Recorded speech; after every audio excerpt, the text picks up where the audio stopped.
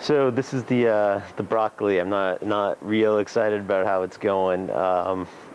You know, some you win, some you lose. I'd say only about half of what you plant actually works. The amazing thing about this is I'm not some professional farmer. I don't do this for a living. I don't even really know what I'm doing. It's my second year though, and we've got lettuce over here.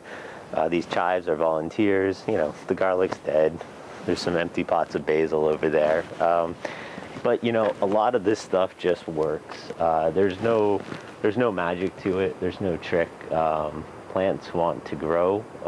In fact, they want to grow too much. If you look, we got weeds coming through every single square inch of ground that they can find. In fact, most of what I do out here is weed.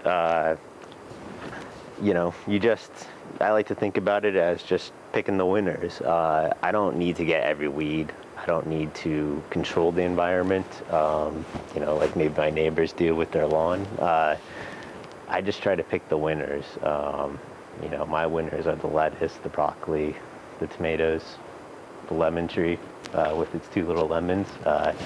We have a peach tree over here.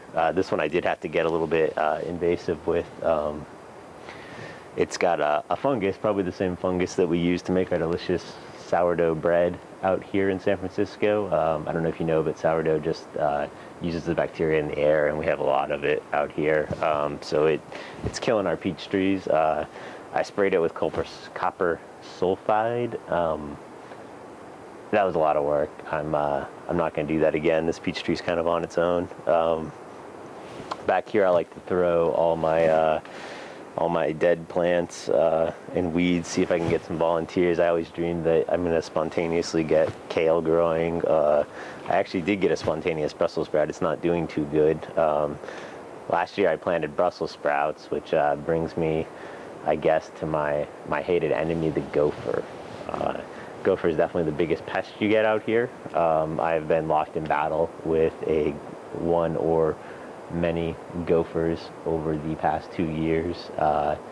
It's scorched earth. It's you fight hole to hole. I've spent a lot of hours standing over holes with shovels, hoping to get a glimpse of them. I hear their skulls are very, very thin. You can smash them. That being said, they're really, really cute. So when you do see them, they kind of stare at you with their big gooey eyes, and I've yet to be able to strike the killer blow, but I'm steeling myself away for that. So maybe if we're lucky when we're eating breakfast, we'll get some gopher action. So I guess the last thing I want to say, we got potatoes out here. We're not going to talk about what this is, but that's a fun one. This is all mostly weeds and stuff. Over here we do some ferns and some flowers. This guy's actually one of my favorites. This is a mimosa tree, and it just started growing. I thought it was some sort of crazy red fern, and I happened to be planting ferns at the time. So I kind of was protecting it, and through copious amounts of research and looking at pictures, I was able to determine what it is. It gets 20 feet tall in 5 years. This is year 2, so I'm a little worried about that. Don't know how long we're going to let it go. But anyways, I think really what I wanted to say here, the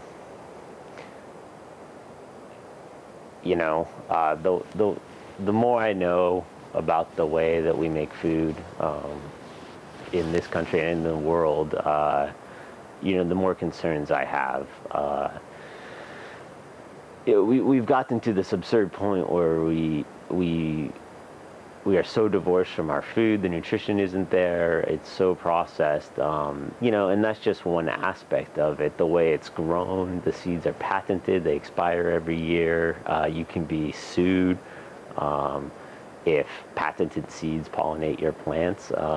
You're out here and plants pollinate each other. I have 5 different kinds of tomatoes growing. They could pollinate each other, and to sue somebody for what is a natural process is absurd.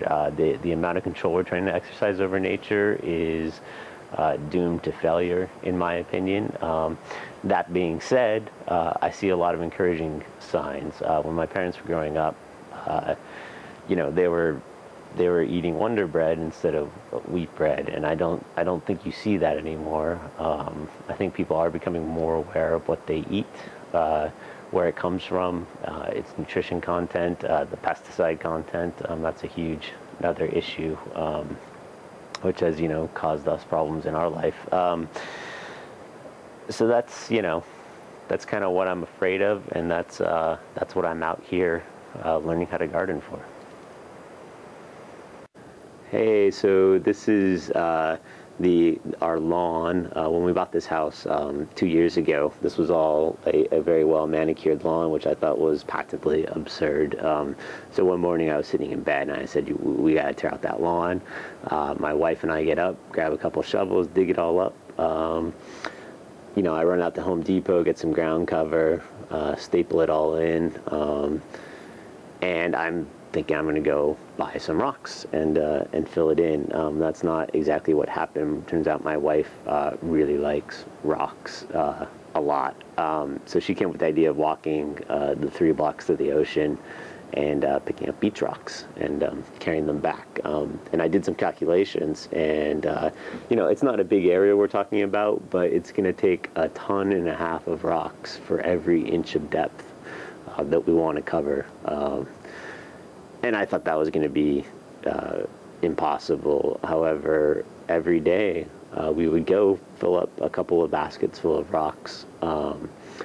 And here we are, I don't know, 1.5 years later, and we have, you know, not quite an inch. It looks good from a distance, but when you get up close, you know, there are bare patches, there are weeds. This is actually one of the most insidious and evil weeds. You learn to hate weeds once you start working with the lawn. You know, some weeds you don't hate. I don't hate clover.